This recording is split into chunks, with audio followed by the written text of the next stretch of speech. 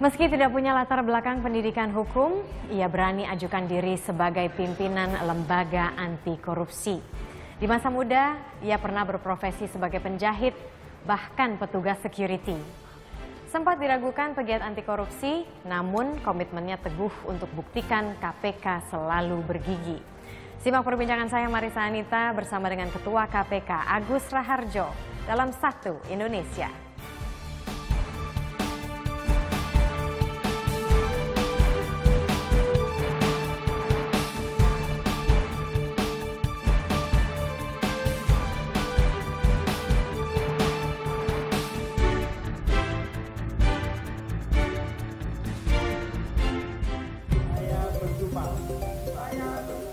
Agus Raharjo, Ketua Komisi Pemberantasan Korupsi periode 2015-2019 ini sempat membuat para pegiat anti korupsi sanksi.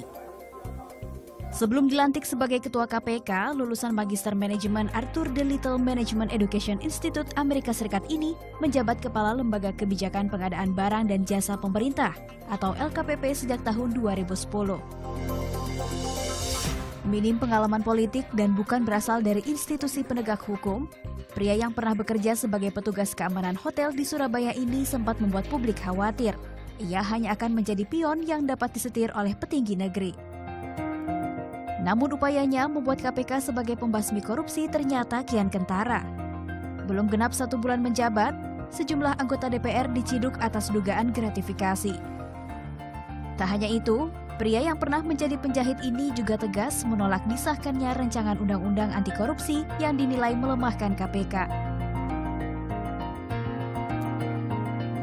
Pria kelahiran Magetan tahun 1956 ini bertekad untuk terus menumbuhkan ekspektasi masyarakat terhadap KPK, membuat negeri ini tak lagi kenal korupsi. Satu Indonesia kali ini menyapa Anda langsung dari ruang kantor Ketua KPK, Bapak Agus Raharjo. Halo Pak Agus, apa kabar? Halo. Berarti sekarang sudah baik Pak, terima kasih. Sekarang sudah kurang lebih 3 bulan menjabat sebagai Ketua KPK. Iya, 3 bulan nanti tanggal 21. Tanggal 21 ya, oke. Nah kalau misalnya kita boleh merunut sedikit nih Pak, kan latar Bapak ini, Bapak itu adalah jagonya finance management. Sudah gitu waktu sekolah pun juga insinyur gitu. Jadi Anda ini menjadi orang pertama yang jadi Ketua KPK yang mungkin background hukumnya itu malah tidak ada gitu. Apa yang pada saat itu membuat Anda yakin bahwa ya saya pede, saya mau masuk ke KPK? Kalau orang sudah setua saya pengennya kan memberi manfaat untuk orang banyak. Nah terus kemudian pada waktu masuk di dalam persyaratannya memang tidak harus orang hukum kan. Di sana kan kalau Anda berpengalaman di bidang keuangan 15 tahun, nah saya dari dulu di Bappenas itu ngurusi pinjamannya Bank Dunia, ADB, dan yang lain-lain. Oleh karena itu rasanya saya punya pengalaman lah di bidang keuangan. Kemudian saya ngelamar, ya bergulir aja, menggelinding, kemudian dipanggil, mengikuti tes, dan tesnya kan cukup lama sekali ya.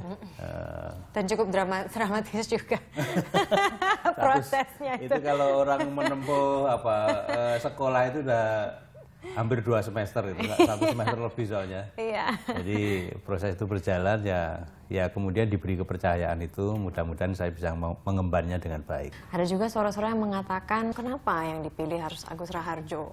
Ini nanti kalau misalnya formasinya seperti ini tuh nanti ini pasti KPK tidak akan setajam atau segarang sebelumnya. Tanggapan Anda mengenai hal itu? Saya pada waktu diterima itu dengan 5 pimpinan mempunyai latar belakang yang berbeda-beda. Tentu saja ada profesor hukum di situ, ya. Jadi Pak Sarif, kemudian ada juga Hakim Tipikor, ya, yang pasti paham mengenai hukum. Kemudian ada Jenderal Polisi, pasti paham mengenai penyidikan dan hukum.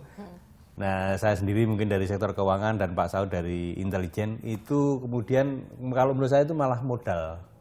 Variasinya para pimpinan itu menjadi modal kita melangkah dengan baik. Kemudian kalau saya perhatikan di KPK ini juga sistemnya sudah cukup jalan. Artinya pada waktu kami masuk itu diberi induksi yang memungkinkan transisinya menjadi pimpinan itu tidak terlalu sulit.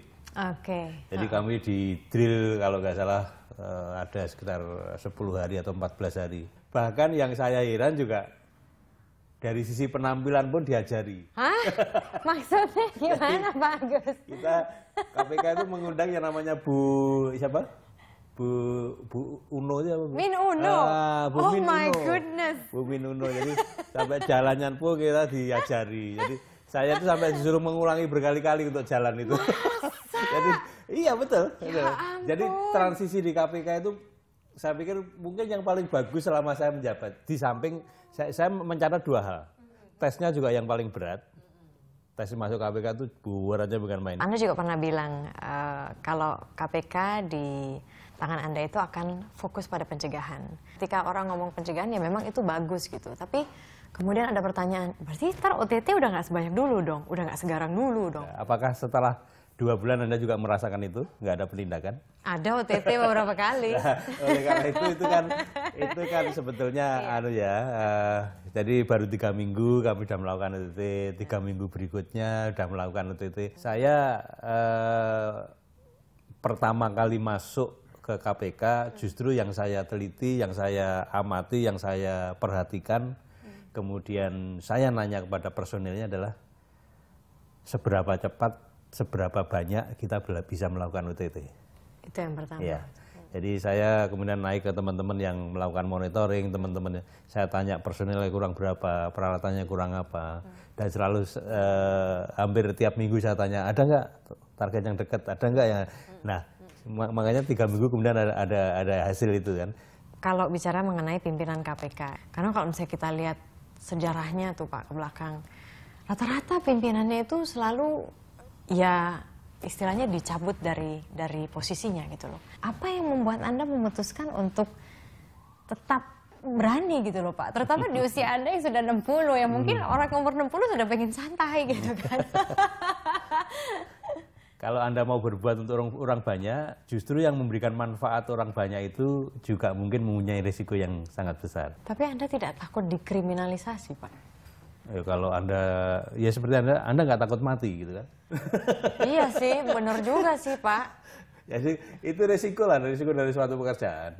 Risiko kalau Anda mau berbuat bagi orang banyak, apalagi manfaat bagi orang banyak itu besar, pasti risikonya besar. Kita beralih ke yang terkini Pak. Kan Kejagung baru-baru ini menghentikan penuntutan terhadap kasus Bambang Wijoyanto, Novel Baswedan, juga Abraham Samad gitu.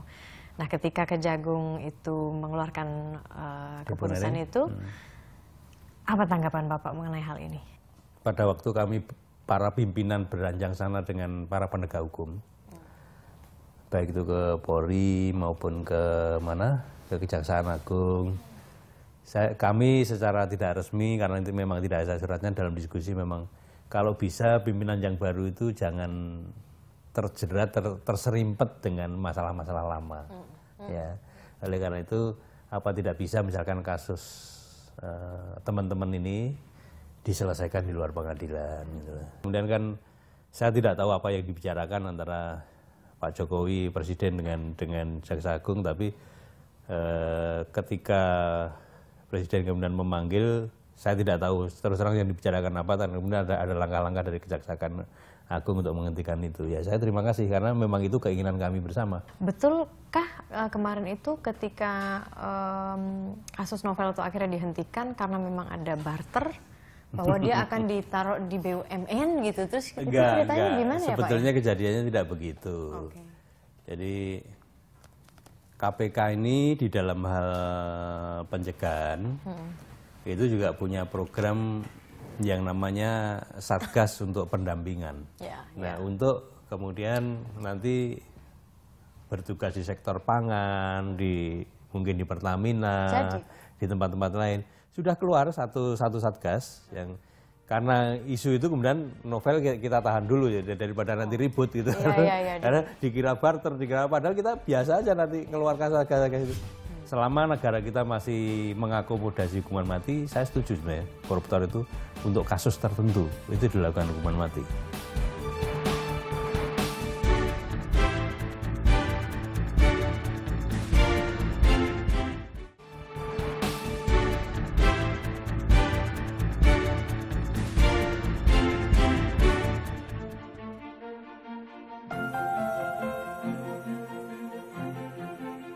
kita melihat ada sesuatu yang menggembirakan ya di era Pak Agus Raharjo gitu ya, selaku pimpinan KPK. KPK kan pelan tapi pasti coba menjawab beberapa keraguan dari publik. Kemudian yang juga kita cukup gembira adalah bagaimana keberpihakan Pak Agus dan juga pimpinan KPK terkait dengan isu kriminalisasi itu. Begitu ketua KPK ngomong pasti ada efeknya. Nah, karena itu maka diperlukan seorang ketua KPK yang sangat paham apa itu birokrasi dan kultur birokrasi. Nah, Pak Agus adalah pribadi yang sangat paham dampaknya ketika dia mengatakan sesuatu. Bener nggak sih Pak, Bapak itu ngefans sama KPK dulu? Karena kan kantor Bapak kan depan-depanan gitu, katanya suka ngeliat dari kejauhan. Enggak, saya pernah ngantor di depan Persis. Di depan Persis. Terus? Nah, itu bulan Mei dan bulan Juni, Juli. Jadi waktu LKPP itu masih baru, tahun 2008. 2008. Okay. Nah, itu jadi saya setiap hari melihat lambang KPK ini. Makanya begitu saya minta anak-anak coba bikin logo untuk LKPP nggak jadi-jadi gitu kan. Saya akhirnya LKPP itu aja tulisan biasa aja, K-nya aja saya merahkan sama-sama dengan K-nya KPK. Karena saya terus terang waktu itu mengagumi kok governance itu lebih baik di sini ya dibandingkan dengan tempat lain. KPK dari tahun ke tahun itu pasti yang ditanya kasus-kasus besar juga gitu. Nah, kasus besar yang dari dulu sampai sekarang tuh kelihatannya belum ada ujungnya. Itu adalah kasus Senturi, Dian BLBI, suap di Kemenhub dan lain-lain gitu. Pertanyaannya adalah sudah seberapa jauh pengusutan dari kasus ini dan apakah Indonesia atau masyarakat Indonesia suatu hari akan melihat ujungnya dari kasus-kasus besar yang mungkin terlalu banyak melibatkan orang-orang yang bisa jadi kelas berat dan kelas kakap sehingga tidak bisa disentuh. Kami kan memang mewarisi berapa 42 kasus kalau nggak salah ya. Dan diantaranya juga termasuk kasus-kasus besar tadi. Senturi itu terus terang banyak, baru sebulan yang lalu kita terima putusan kasasinya dari Mahkamah Agung, itu sudah kita pelajari. Terus yang lain-lain juga begitu. Tapi sebetulnya ya kita seperti tadi, kita tidak terframe harus siapa, harus lembaga apa. Setelah kita pelajari nanti memang menemukan fakta, data, alat bukti yang cukup, ya kita naikkan. Ini ada satu hal juga yang masih terus menjadi perdebatan sampai sekarang. Hukuman bagi para koruptor. Ada yang bilang udah dihukum mati aja, tapi ada yang bilang oh nggak bisa, itu human rights violation. Nah menurut Bapak sebetulnya hukuman yang tepat untuk koruptor sehingga nih harapannya orang-orang tuh jadi males gitu loh. Jadi koruptor tuh jadi males gara-gara ada efek jerahnya. Selama negara kita masih mengakomodasi hukuman mati, saya setuju sebenarnya koruptor itu untuk kasus tertentu itu dilakukan hukuman mati. Ya, yang di undang-undang sebenarnya sudah disediakan itu, jadi untuk di undang-undang itu bunyinya secara tepatnya untuk keadaan tertentu. Keadaan tertentu cuma diterjemahkan pada waktu itu kalau nggak salah ya, itu adalah kalau dana bencana alam kemudian dikorupsi gitu ya. Nah, keadaan tertentu itu kalau saya malah bisa diperluas. Jadi kalau misalkan ada yang sistematis merusak banyak tatanan, korupsinya sangat besar. Di samping itu kalau kita nanti misalkan menganut kita tidak hukuman mati, saya kok sangat sependapat dengan hukuman yang, Anda pernah mendengar nggak hukuman akumulatif di Amerika itu kan orang bisa dijatuhi hukuman 350 tahun gitu kan. Itu kan lebih bagus juga itu. Atau itu sebenarnya dalam tanda kutip kan seumur hidup gitu kan. Dan untuk seumur hidup kita kan sudah salah satunya sudah sudah kita putuskan. Jadi untuk keadaan tertentu itu mungkin memang kita harus memberikan efek jera yang sangat kuat. Jadi waktu ketika Bapak jadi penjahit, jadi satpam? Saya jadi penjahit itu mulai kelas 5 SD sampai kelas 3 SMA. Jangan dikira penjahit yang halus gitu, itu penjahit pakaian petani itu loh.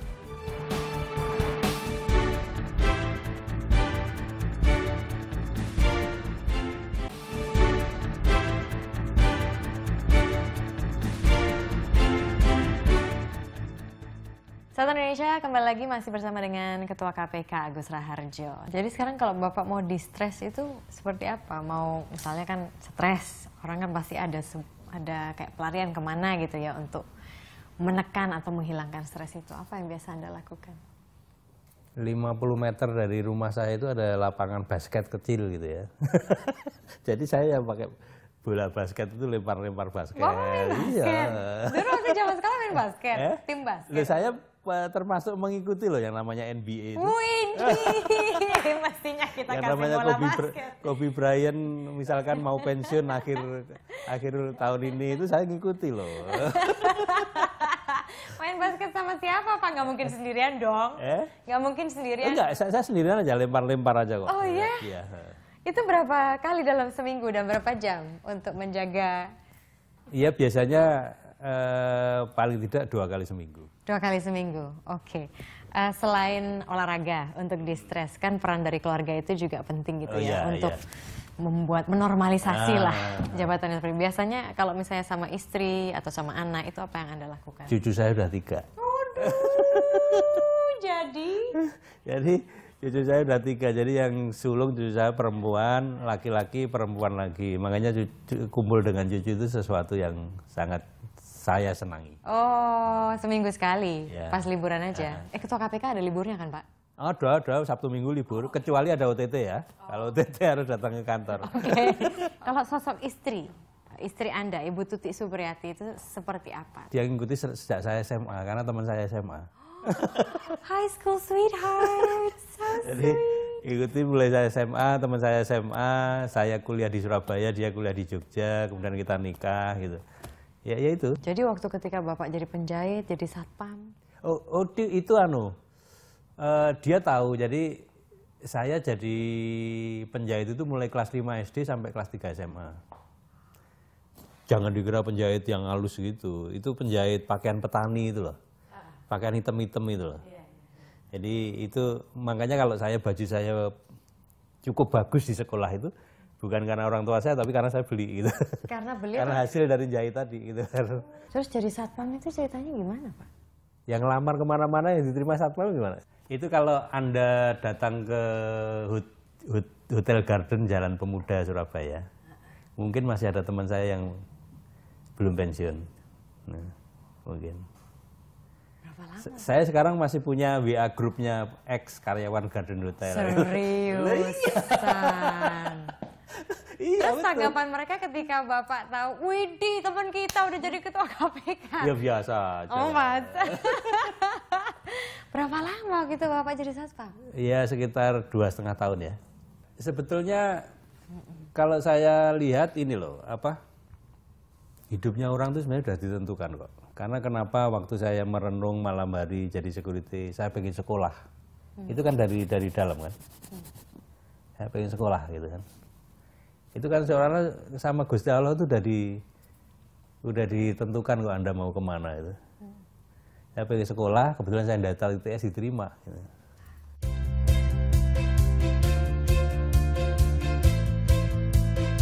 Terutama kemandiriannya dan kerja kerasnya. Jadi sebelumnya saya sempat cerita ya ke Mas, kita tuh setiap pulang Lebaran itu pasti diceritain sama dia, dulu dia gimana, diajak ke tempat, dia dulu waktu ngejahit di mana, dia waktu dulu kalau ke Surabaya diajak ke Hotel Garden, ini dulu Bapak jadi security di sini. Jadi kita benar-benar bisa ngebayangin dulu Bapak itu gimana waktu masih mudanya gitu. Jadi ya ke anak sendiri ngelihat dan ngebayangin perjuangannya dia seperti itu, timbul kadang-kadang rasa malu ya. Perjalanan hidup. Betul waktu itu waktu Bapak ke Surabaya, Bapak juga naik truk sayur? Wow, bisa diceritakan Pak? Awalnya terus bisa naik truk sayur. Lo kok denger ya? Sampai, ya. Ini dapat dari mana sih? Iya. Jadi setiap hari itu ada truk dari Magetan ke Surabaya. Itu ngangkut sayur atau ngangkut hasil anyam-anyaman tuh besek atau apa itu. Nah, saya ingat dulu kalau saya naik bis itu Rp12,5. Wow. Kalau saya naik truk itu hanya Rp2,5. Ya kan? Makanya terus naik truk itu ya di atasnya itu. Yang menjadi motivasi Anda untuk terus istilahnya berjalan ke depan gitu. Itu apa atau siapa? Aduh, itu sulit tuh jawabnya. Karena rasanya juga tidak mendesain sesuatu, tidak merencanakan sesuatu, kan berjalan aja kan. Oke. Saya ada sesuatu ini Pak. Ini ada gambar seseorang, gambar orang ini. Siapa dan kesan Anda terhadap orang ini? Oh, ini Perdana Menteri Indonesia pertama, Pak Sultan Syahrir. Mengapa dia berkesan untuk Anda? Dia gini, saya terkesan sama beliau itu pertama pada waktu Jepang masuk, dia termasuk sedikit orang yang tidak mau kerjasama dengan Jepang. Jadi pada waktu itu Soekarno-Hatta itu bekerja sama dengan Jepang, dia itu tidak. Bahkan dia mau dihukum mati sebetulnya oleh Jepang pada waktu ketangkep. Tapi ditolong oleh Soekarno memang. Kalau yang ini? Kesan Anda terhadap orang ini? Saya kenalnya pada waktu saya jadi kepala LKPP. Iya. Dia banyak nelpon saya. Oh iya.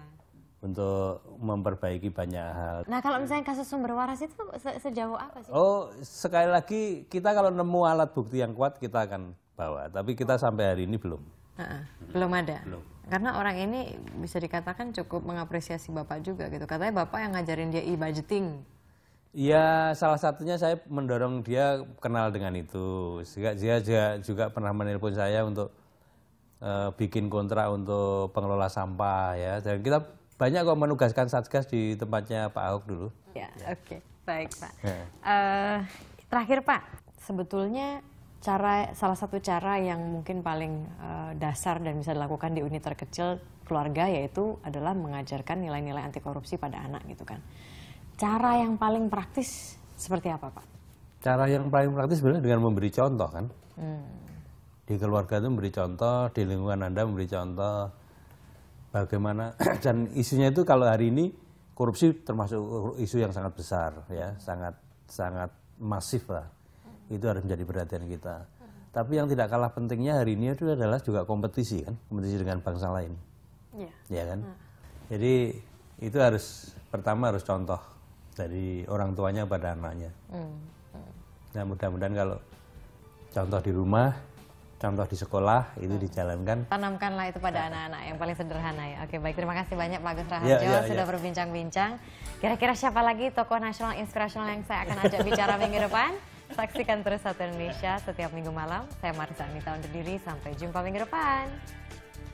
Terima kasih Pak. Thank you.